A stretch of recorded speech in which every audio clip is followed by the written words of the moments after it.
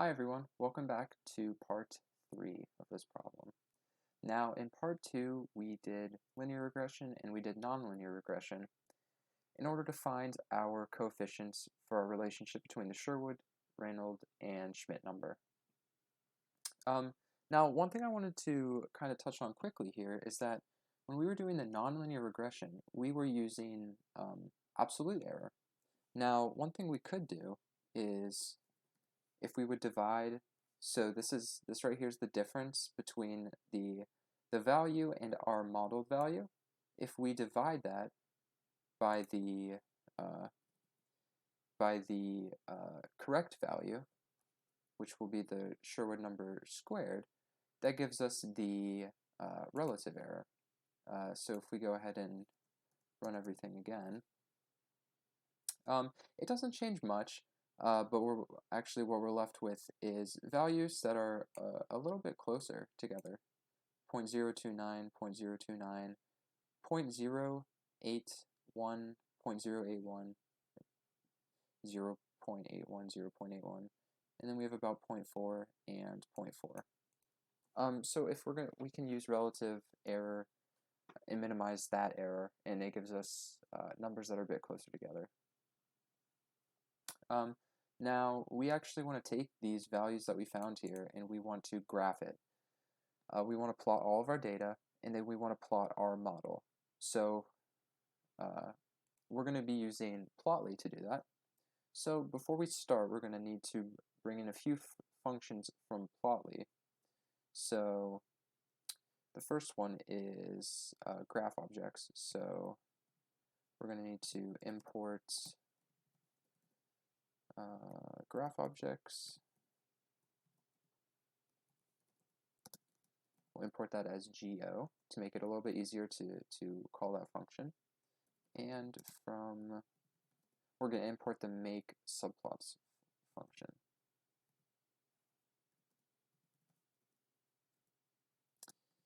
Import make subplots. Okay, run that real quick. Okay, so now we're going to come down here and we're going to create a figure. Make subplots. And if we actually just go ahead and run that, well, we'll show the figure that we made. What we have here is just a figure, a graph with nothing. So we actually want to make this 3D, so we're going to use add trace. And if we do scatter 3D, this will make a 3D scatter plot. And we want on the x-axis, we want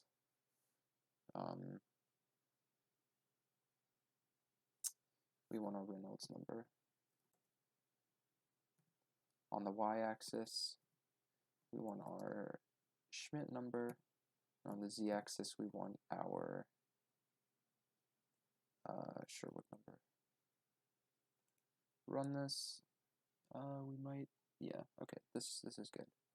Okay, so this is actually our data that we simulated getting from the experiment. Now it looks really ugly here with all these lines going everywhere, but we'll fix that. But for now, this looks it's not bad. So we're gonna go in here and we can set the mode to be markers.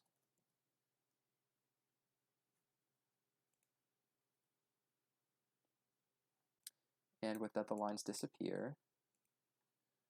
We're going to set the marker size to be a bit smaller. Is that right? Marker size. Okay. Yep, and then our markers get a little bit smaller.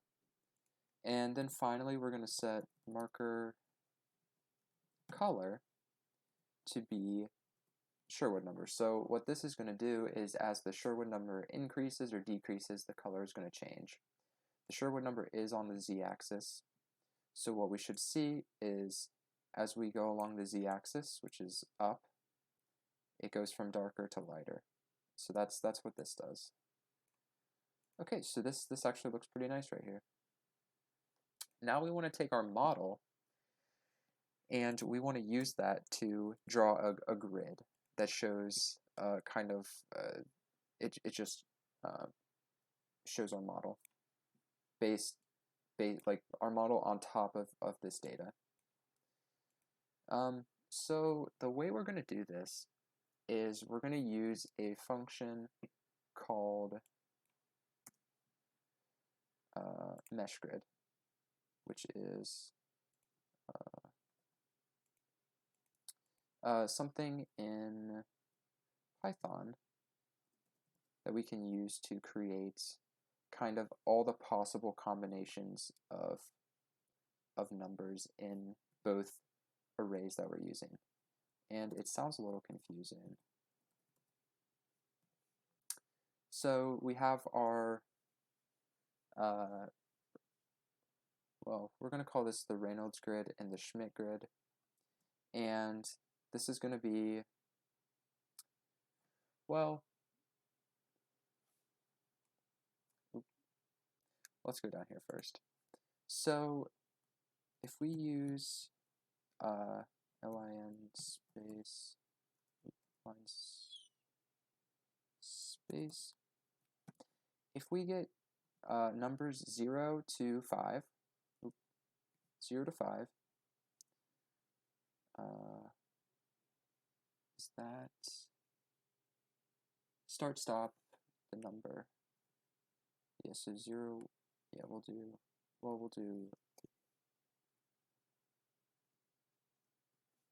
so that gives us an array 0, 1, 2, 3. Now if we do another one, np, this will be 5 to 9, and that's going to have 4 numbers as well.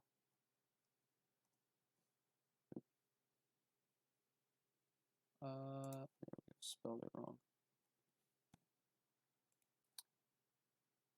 We have 5. Well, 5, 6, 7, 8. Oh. Okay, 5 to 8. Okay, so then in the second array we have 5, 6, 7, 8. So we have an array of 0, 1, 2, 3, 0, 1, 2, 3, 4, and then 5, 6. It doesn't actually matter that much. So what we're going to do is mesh grid.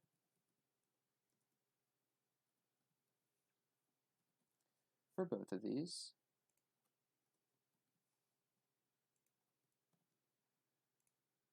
And what we get is this weird looking thing. And a way we can, I guess, separate these is we can just say G, H equals, and then what will happen is that this first array here will be put under variable G, the second array will be put under variable H. So it's easier for us to look at them. So now we have G here,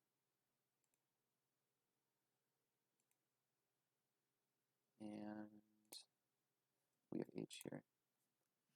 So what this did is it took an array of 0, 1, 2, 3, and it basically copied it in the, I guess, Y direction. And what it did to H is it took it, the 5, 6, 7, 8 array, it kind of turned it on its side almost and copied it in the X direction. So what we get is if these arrays are, it just gives us every combination of numbers. So 0, 5, 0 and 5, 0 and 6, 0 and 7, 0 and 8, so on. 1 and 5, 1 and 6, 1 and 7, 1 and 8, 2 and 5.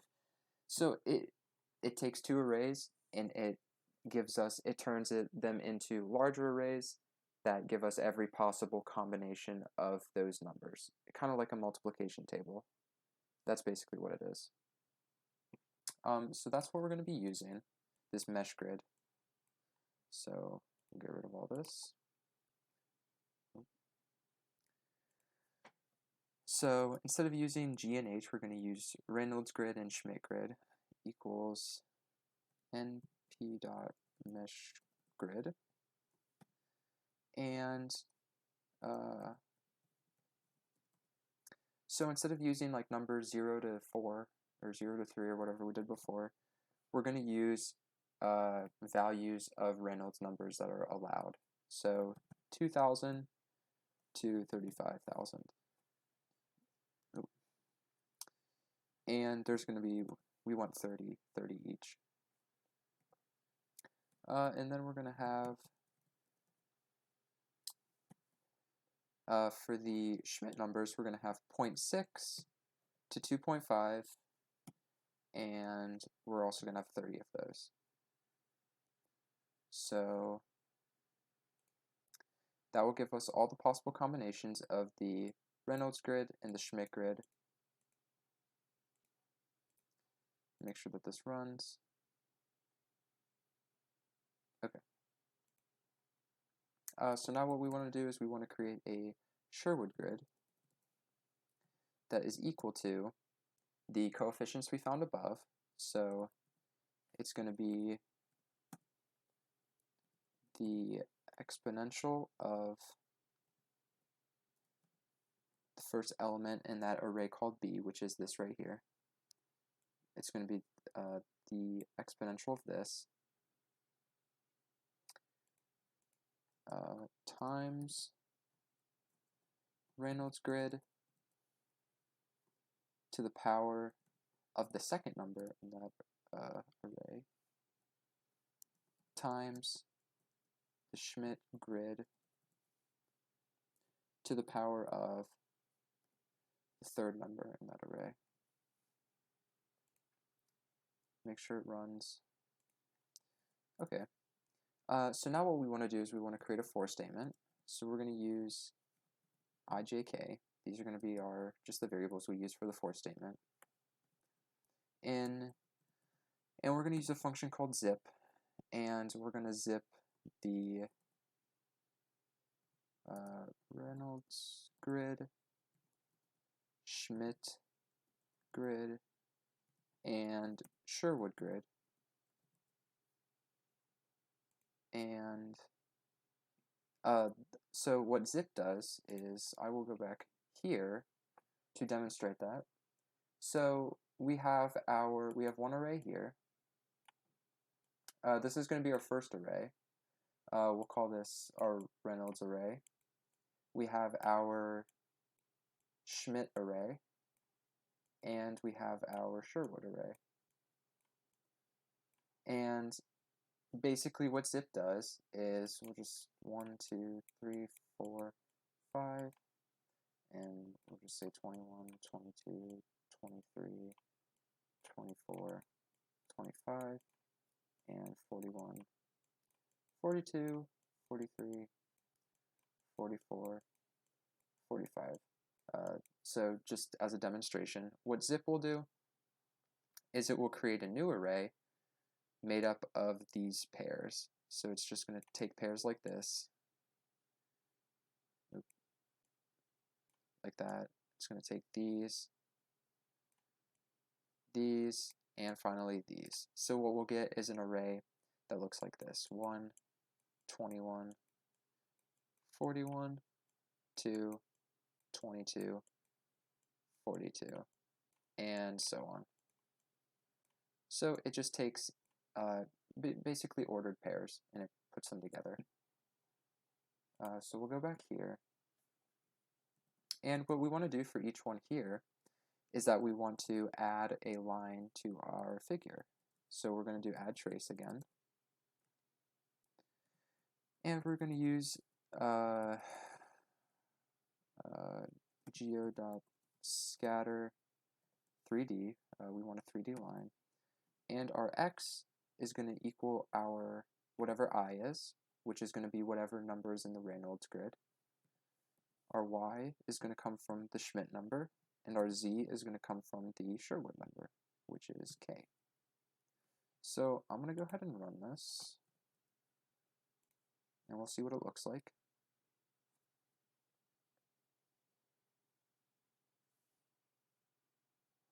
Okay, so yeah, that looks horrendous, but that's kind of what we're looking for. We can see these lines follow our data points, which we can see there, there, there. These little data points, our lines are following that, and it looks like a model. So now what we want to do is make this look nice. So we can go right in here, and we can say mode is equal to line.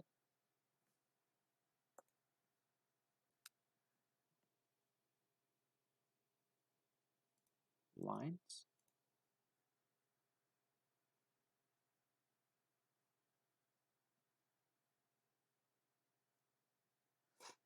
Maybe this is what we want.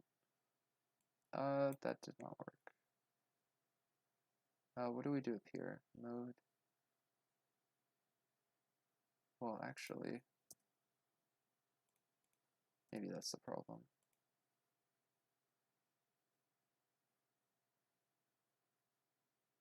There we go. So now we have lines here that go through our data points. And I would like to make them all one color.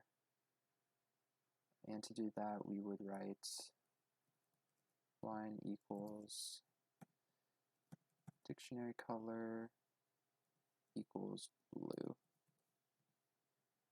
I believe that should make the lines blue. Okay, now we have blue lines. Now these lines only go in one direction. And that kind of goes back to I guess, multiplication tables that we were making with MeshGrid. What we need to do is make them in the other direction, switch which one is going in the y direction and which one is going in the x direction in order to switch the direction of the lines, because we kind of want to make a grid here. So in order to do that, it's actually very simple. We can actually just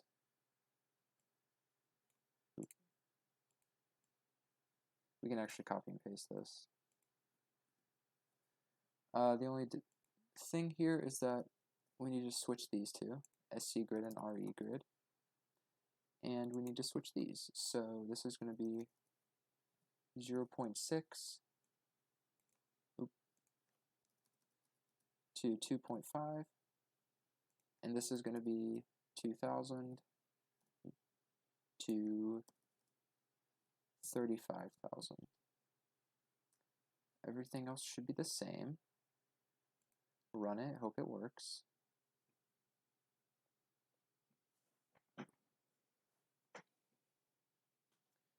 And there we go, there's our grid.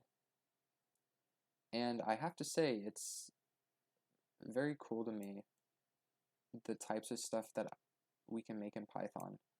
I've never known that something like this is even possible, because I've always used Excel, and it's really cool just to see what can be done in Python. So this looks really nice. We can see kind of how our model deviates from our data with the points that are off it, the points that are above, below our grid. And of course that comes from the error that we introduced. And just to finish things off, I want to clean it up a little bit. So we want to do figure, we want to update the layout.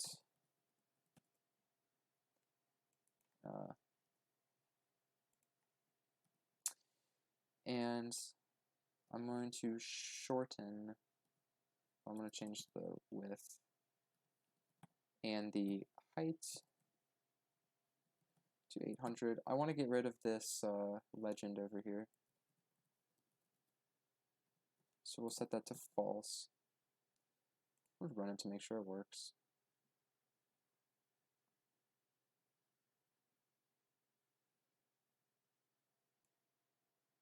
Okay, we got rid of the legend. Very nice. And then finally, I want to add axis titles, just to make everything look nicer. So we will do that. x-axis title equals RE. On our y-axis, we have our Schmidt number, and on the z-axis, we have our Sherwood number. Run this, make sure it works.